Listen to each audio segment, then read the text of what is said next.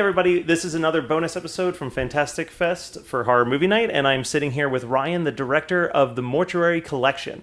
Now, anybody who listens to this podcast knows I love anthology films, so the second this was announced, I had to sit down with Ryan. Ryan, how you doing? Fantastic, thanks for having me. All right, so here's the thing, and I realized this early on, I actually talked to the publicist outside. With anthology films, it's very hard to discuss them and not spoil what makes them great. So instead of talking about the Mortuary Collection, guys, go see it as soon as it's available. Keep your eyes open for it. I want to talk to you just about anthology films for a little bit. It's my favorite thing. What to you is the, let's say, top three anthology films for you? Man, that's tough. It's funny because when I did go into doing this, the big emphasis was I wanted to make the master horror anthology film. I mean, not I wanted to personally, but I wanted to take all of my favorite segments from the different ones and put them together into the one sort of... Make like a mixtape. Like a mixtape, yeah. Because I feel like almost all anthology films have... There's always the one segment you love. Yeah. Then there's like the filler segment. I mean, inevitably. It's. I mean, even something like... It's going to be blasphemy to say this, but like Creepshow 2, as much as I like it, there's a little bit of filler there with Chief Woodenhead. Like to me, that movie doesn't start till the raft. Yes. But I love the raft so much that movie is so high on my list. But I actually watched it. I mean, I've seen it 100 times. I watched it again recently, and I was like, there's a lot of filler. Yeah, it's kind of a one segment movie, really. Yes, and Chief Woodenhead, and I like The Hitchhiker and Chief Woodenhead are good, but they're not worth the 20 minutes to the punchline. Exactly. And I think that wasn't The Hitchhiker originally supposed to be in the first Creepshow, I think? I think so, yeah. I think it was. You gotta need a lift or want to... Yeah, thanks for the ride, Thanks lady. for the ride, lady. It's been a while since I watched it. I gotta rewatch it now. My favorite... Oh, man, top three. I mean, I have to say Creepshow. It's the movie that I saw a billion times as a kid. The thing about it that always, as a kid, I remember the animated pieces of it. And I used to not like those, and now I think they're the most. That and the puppet of the creep outside the window just works so well. So creepy. No dialogue. He's like the opposite of the Crypt Keeper, right? Yeah. He's like quietly like sort of lurking. But I remember as a kid, like, the animated parts would lure me in a way, like, every time I'd watch it, I'd be like, oh, right, it's a kid's movie. Yeah. It's animated. And then I'd see the horror, and I'd be like, oh, this isn't right. But it, like, happened every time, like, consistently. I'd see the cartoon, and me and my siblings would be watching it. We'd be like, oh, yeah, this is for kids. And then it'd be scary, and we're like, oh, it's really scary.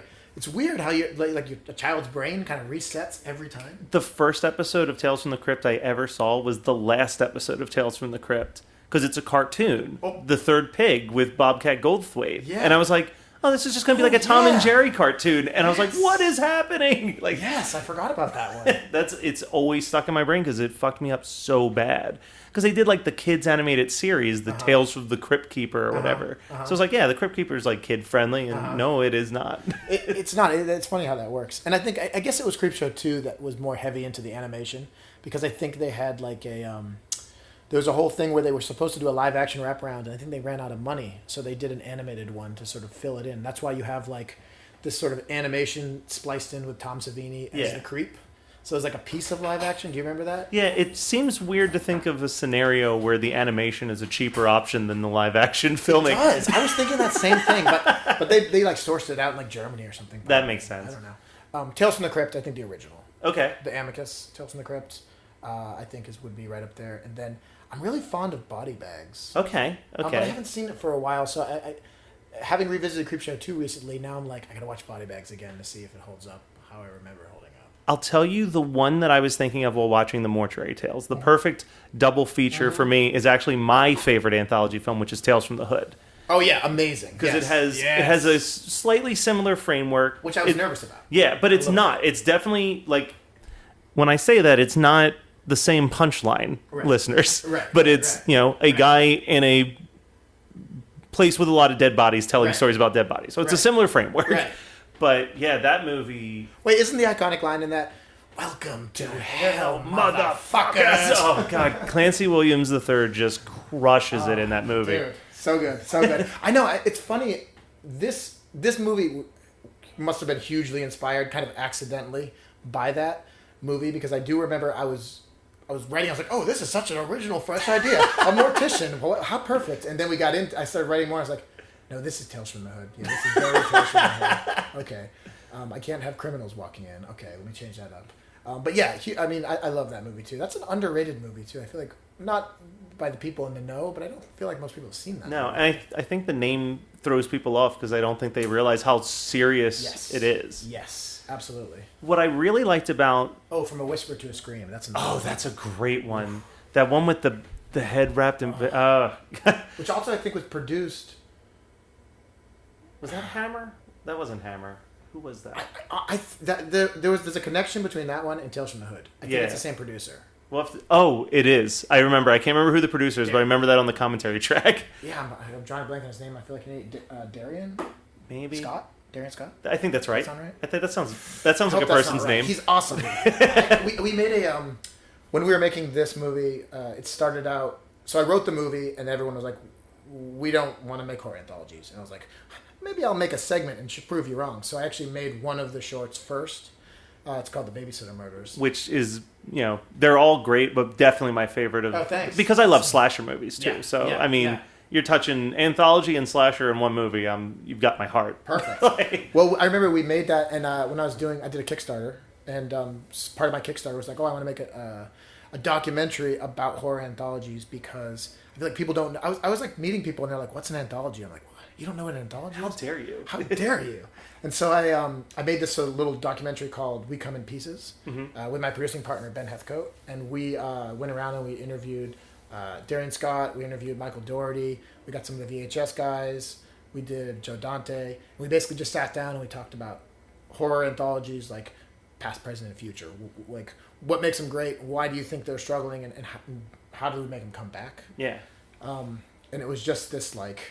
It was just such a, like, I don't know, it was a whole thing. I had so much fun. I have to see that, because that sounds like right up my alley as you well. See it. It's on YouTube. It's free. Perfect. Watch it. I know what I'm doing when I get to the hotel tonight. Yeah, it's really fun. And it's cool. Like, I remember talking to Joe Dante, and he was really passionate about them.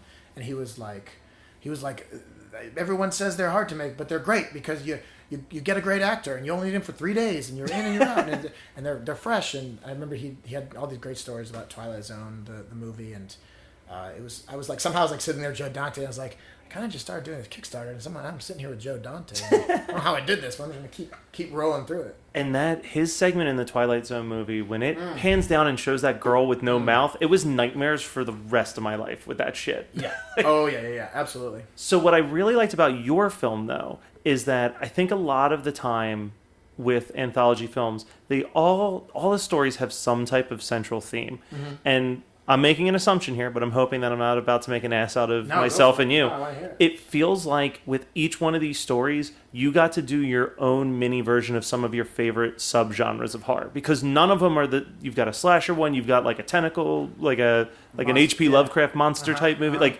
there's so many segments. Was that the intention of, like, I want to do these types of movies, but 100%. In one movie? Yeah. Oh, 100%. And actually, the tentacle segment was not in the original script. That was like a late addition during production. We had an entirely different segment in there, and about half of the way through production, we were like, oh, we don't have enough money and time, and the movie's going to be 2.5 hours long if we shoot this segment. So on the spur of the moment, we're like, okay, quick, we need something, one location, 5 minutes, that's fun. And I was like, this is a blessing, because I didn't have a creature feature, and creature feature is my heart. Yeah. And so we need them to come back. I mean, it's going to be my mission. That's next thing, creature feature.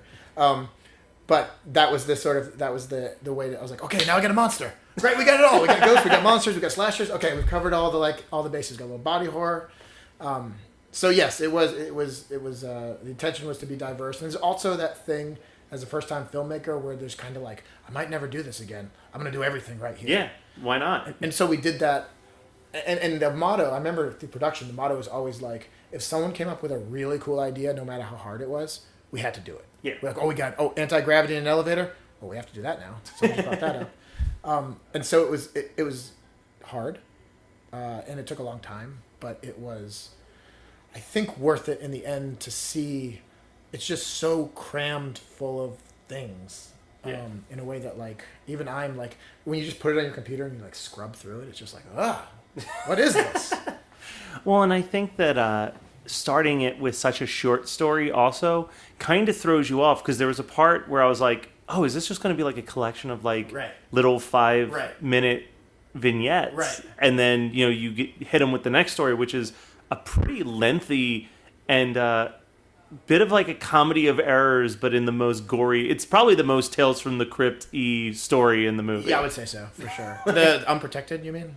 Oh, shit. Oh, no. I was thinking of the elevator the third one. Yep, yeah, got him. It was a late screening.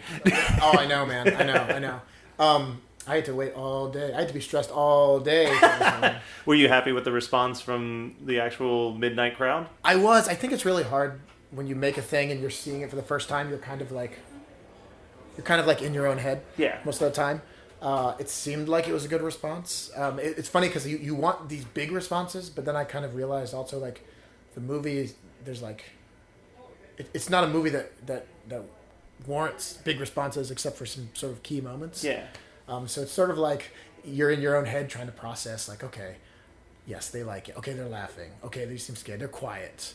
But you never know. I think you walk out, and I think most filmmakers, creatives, artists, I'm sure you understand. It's always self-hating. You're always like, I think it wasn't as loud. It wasn't as cool. But then today, the responses that I've been getting from people who have been sort of coming up to me in the festival, just even in the brief little times that I sort of walk through the main hall, has been amazing. Like reaffirming and wonderful. And I think like this is the festival to be at. It's my favorite festival in the world, and it's like, and I'm like still haven't even processed that I'm here. Yeah. So it's been very cool. Well, that's fantastic. Thank you so much for joining us, Ryan. Absolutely, man. Guys, go check out the Mortuary Collection. Is it coming to any other festivals that you can promote? Yeah, we're playing in Toronto after dark. Okay. We're playing in Lund in Sweden in about a week. Ooh. And we're playing in Beirut. Oh, damn. Yeah. What is the name of that festival? So it's so fresh. We're just beginning a festival rollout. But hopefully we're going to do a healthy festival run, because that's kind of my favorite part of it. Is there a good social media or something where people can see the upcoming dates? I would say Instagram would be great. I mean, the movie doesn't have a thing, but I'm on Instagram, or we hashtag the Mortuary Collection with like updates and everything. We have a Facebook page. I don't know if people use Facebook anymore. I do, but I do too. But I'm just trying to seem cool. All right. Well, thank you so much, Ryan. Thank you so much. You're listening to the Geekscape Network.